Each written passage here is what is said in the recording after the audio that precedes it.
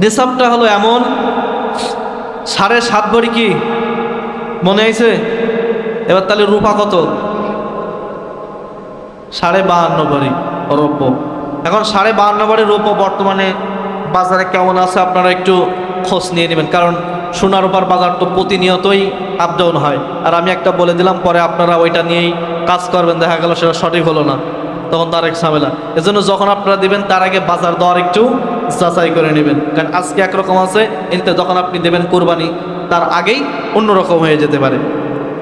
তো এই 7.5 ভরি স্বর্ণ বা 52.5 ভরি রূপার সমপরিমাণ অর্থ যদি আপনার কাছে কুরবানির আগ মুহূর্ত পর্যন্ত থাকে, জাকাতের সময় কিন্তু 1 বছর স্টে করা লাগে, 1 বছর থাকা লাগে, কিন্তু কুরবানির জন্য 1 বছর থাকার কোনো দরকার হবে না। এজন্য যাদের সামর্থ্য থাকবে কুরবানির দিন পর্যন্ত, তাদের জন্য কুরবানি অবশ্যই দিতে হবে, তার জন্য ওয়াজিব। এখন আমাদের সমাজের ভিতরে অনেক মানুষকে আমরা দেখতে পাই যে সামর্থ্য থাকার সত্ত্বেও তারা কুরবানি দেয় না, সামর্থ্য থাকার সত্ত্বেও তারা কুরবানি দেয় না, বিভিন্ন অজুহাত দিয়ে। আচ্ছা 2 কেজি গোস্ত কিনলেই বা 3 কেজি গোস্ত কিনলেই তো হয়ে গেল, 2000 টাকায় কোরবানি হিসেবে 20-30 হাজার টাকাতে কোরবানি কেন দিতে যাব? তবে মনে রাখবেন, কুরবানি ওয়াজিব হওয়ার পরে যখন আল্লাহ তাআলার এমন একটা বিধান আপনি লঙ্ঘন করবেন, এটা দিয়ে আপনার খুব বেশি উপকার আসবে না। আপনি চিন্তা করতেছেন হয়তো আক্ষরিক অর্থে আমি 15 থেকে 20 হাজার টাকা কোরবানি না দিয়ে বাঁচালাম, অন্য পাশ থেকে দেখবেন যে 40 থেকে 50 হাজার টাকা অন্য পাশ থেকে আপনার চলে যাবে, অন্য দিক থেকে আপনার চলে যাবে। কারণ এই যে দান সদকা করলে আপনার বালা মুসিবতগুলো দূর হয়, অসুখ বিসুখ দূর হয়, এগুলো আপনারা বেশি বেশি করবেন, দেখবেন আপনাদের বালা মুসিবত আস্তে আস্তে দূর হয়ে যাচ্ছে, বিপদ আপদগুলো কেটে যাচ্ছে। একটা বিপদ আসতো, কিন্তু এই কুরবানির বিনিময়ে দেখবেন ওই বিপদটা আপনার কাছ থেকে আরো দূরে সরে চলে যাবে। এজন্য যাদের সামর্থ্য আছে তারা কি করবেন? অবশ্যই কোরবানি দেবেন। এবার কুরবানি কোন ধরনের পশু দিয়ে দেওয়া যায়? কুরবানি যেই পশুগুলো দিয়ে দেওয়া যায়, সর্বপ্রথম হলো উট। কি বলছে? উট। এরপরে গরু বা মহিষ, ছাগল, দুম্বা। উটের বয়স হওয়া লাগে হলো 5 বছর। আর এই যে গরু, এগুলোর 2 বছর। ছাগলের বয়স হওয়া লাগে 1 বছর, এবং দুম্বা এবং ভেড়া এগুলোর বয়স হওয়া লাগে 6 মাস। আর এর কম বয়সে যদি আপনি কোরবানি দেন, সেই কোরবানি কবুল হবে না। এরপর আসেন, কোন ধরনের পশু দিয়ে কোরবানি দেওয়া যাবে না? যেই ধরনের পশু, এমন পশু যেই পশু আপনার মনে করেন কিনে নিয়ে আসলেন, সেই জায়গা থেকে যেই জায়গায় আপনি তাকে জবাহ করবেন এই জায়গা পর্যন্ত ভালোভাবে হেঁটে যেতে পারবে না, অর্থাৎ ন্যাংলা, খোরা, এরপরে যদি অন্ধ হয়, এরপরে দুর্বল ও রোগাক্রান্ত। অনেক সময় আমরা দেখি যে বাড়িতে গরু পুষতে পুষতে গাই গরু আর বাচ্চা কাচ্চা হবে না, দুর্বল হয়ে গেছে, কাটিকুটি বের হয়ে গেছে, তাহলে কি করে যাই কোরবানি দিয়ে দিই। এইরকম করলে কিন্তু কোরবানি কবুল হবে না। আপনার বাড়ির গরু যদি দেন এটা বেশি উত্তম, কিন্তু সেটা যদি ত্রুটিযুক্ত হয় তাহলে কিন্তু কোরবানি কবুল হবে না। ত্রুটি মুক্ত হতে হবে, তার ভিতরে কোনো ত্রুটি থাকা যাবে না, একেবারে দৃষ্টপুষ্ট হওয়া লাগবে, তার শিং ভালো থাকা লাগবে। অনেক গরুর শিং নেই, সেটা তো জন্মগতভাবে নেই, কিন্তু দেখা যাচ্ছে শিং ওঠার পরে যদি গুতগতি বা কোনো কারণে যদি শিং ভেঙে যায় তাহলে কিন্তু হবে না। লেজ কাটা থাকে, হবে না। পা যদি খরা থাকে, হবে না। যদি রোগাক্রান্ত থাকে, হবে না। জীর্ণ শীর্ণ থাকলেও হবে না। একেবারে দৃষ্টপুষ্ট ভালো দেখে দিতে হবে। সব থেকে ভালো হয় যদি নিজে পুষে এরপরে দেওয়া যায়। যদি আগে ভাগে কিনে এরপর আপনি নিজ হাতে তাকে খাওয়াবেন, নিজ হাতে পুষবেন, দেখবেন এটার মায়া আরও বেশি লাগবে, তাই না? দেখবেন যে বাড়িতে যারা ছাগল গরু পুষে দেয়, মহিলারা দেখেন কান্না করতে থাকে, কারণ একটা মায়া লেগে যায়। আর এটাই আল্লাহ তাআলা বেশি পছন্দ করে। আর আমাদের দিকে শহর কেন্দ্রিকতে বেশিরভাগ এরকম হয়, কালকে কোরবানি আজকে কিনে নিয়ে আসে, বা বড় জোর একদিন আগে কিনে নিয়ে আসে, আইনে দিয়ে দেয়। ওর পর কি মহব্বত হবে? খুব বেশি কিন্তু মহব্বত হবে না। যেটার প্রতি মহব্বত বেশি হবে, মায়া হবে, আল্লাহর কাছে ওইটা বেশি পছন্দের হবে। এজন্য চেষ্টা করবেন আগে ভাগে কিনে, যদি সামর্থ্য থাকে বা সম্ভব থাকে, আগে ভাগে কিনে সেটা নিজ হাতে লালন পালন করা, গোসল করা, তাহলে দেখবেন যে এটা আল্লাহ তাআলার কাছে বেশি পছন্দের হবে ইনশাআল্লাহ। যেহেতু সময় সংক্ষিপ্ত আকারে বলে বাকি কথাগুলো।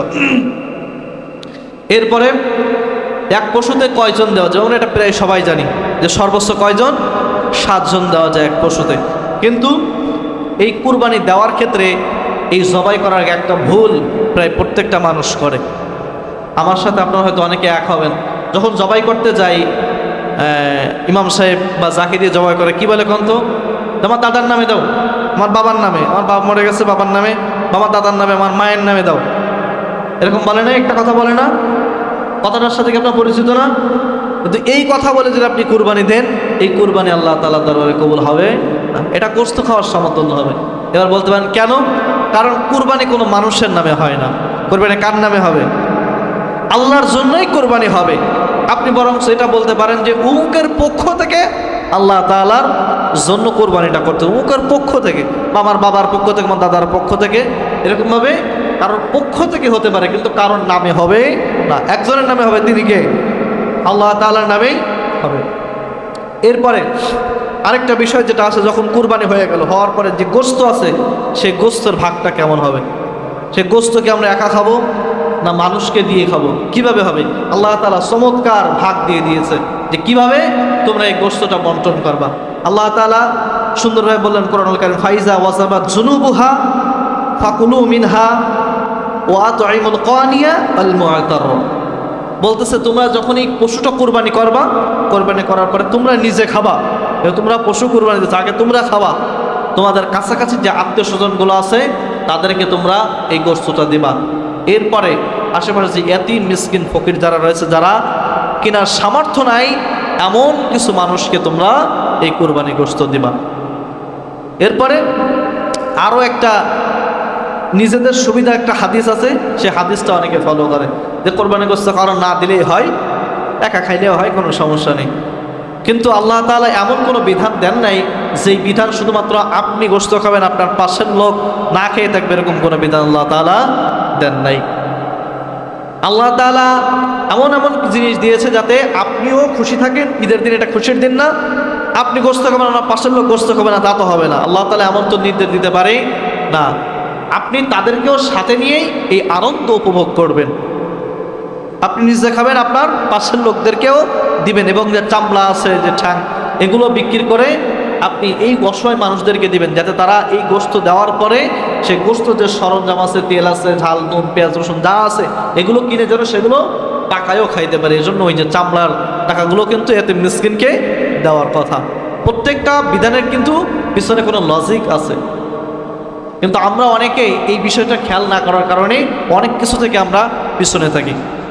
তাহলে আমরা অনেকে চিন্তা করি যে আমাদের গোশত জবাই করেছি আর রান ফ্রিজে রাখবো, আগামী বছর পর্যন্ত একটু একটু করে খাবো, আত্মীয়স্বজন আসবে খাবো, পরের বছর পর্যন্ত আর কোরবানি দেওয়া লাগবে না। আমরা অনেক এরকম দেখেছি যে কুরবানি করছে, কুরবানি করে রান একটা কেটে বাড়িতে দিয়ে দিয়েছে, এরপরে কাটাকাটি শেষ, মানুষ নিতে এসে কয়েক সব বিলি করা শেষ, এদিকে বড় ফ্রিজ কিনে ফ্রিজের ভিতর ঢোকানো শুরু। এই কুরবানি কাছাকাছি আসলেই দেখবেন যে ফ্রিজের দোকানে ভিড় লেগে গেছে, মানুষ সেই কুরবানি গোশত রাখার জন্যই এক্সট্রা ফ্রিজও কিনে অনেকে। তো আপনারা চেষ্টা করবেন যে পাশে যারা মানুষ আছে তাদেরকে একটু বেশি বেশি দেওয়াতে, কারণ অনেক মানুষ এরকম আছে তারা ওই কুরবানিতে গরুর গোশত খেয়েছে আর এই কুরবানিতে গরুর গোশত খাবে, এরকম অনেক মানুষ কিন্তু আপনার সমাজের ভিতরে আছে। আপনি তো বছরের অন্য সময় চাইলেও গোশত কিনে খেতে পারেন, আপনার এই সামর্থ্য আল্লাহ তাআলা দিয়েছে, সুতরাং আপনি একটু কম খেয়ে আপনি চেষ্টা করবেন আপনার পাশের মানুষকে একটু গোশত বেশি দেওয়ার জন্য। আল্লাহ তাআলা আমাদের প্রত্যেককে এরকম মন মানসিকতা তৌফিক দান করবেন, আমিন। এরপরে 7 নম্বর, আপনার নিয়াতের পরিশুদ্ধতা করতে হবে, আল্লাহকে খুশি করার জন্য, এবং হালাল টাকা দিয়ে করতে হবে। হালাল টাকা দিয়ে যদি না করেন, এটা আল্লাহর দরবারে কবুল হবে না। এরপরে ঋণ করে, এটা কিন্তু ঋণ করে কোরবানি করলে হবে না। অনেকে চিন্তা করতে পারে যে আসলে সন্তান আছে, বাচ্চা কাচ্চা আছে, মানুষের কাছে চাইতেও তো লজ্জা লাগে, টাকা পয়সা নেই, তো কারোর কাছে তো হালাল করে পরে দিয়ে দেবে না টাকা পয়সা হইলে। এই ঋণ করে কিন্তু কোরবানি দেওয়া যাবে না। সব থেকে উত্তম হয় নিজের পশু দিয়ে দেওয়া। আরও বেশ কিছু জীবন ঘনিষ্ঠ কিছু মাসালা আছে, যেহেতু আমরা সামনে এখনও সময় পাবো 2 জুমা, আরেক জুমা জীবন ঘনিষ্ঠ। সর্বশেষ এই কুরবানি থেকে আমাদের জন্য যে শিক্ষা আছে, সেই শিক্ষা নিয়েও ইনশাল্লাহ সেই দিন আমরা আলোচনা করব।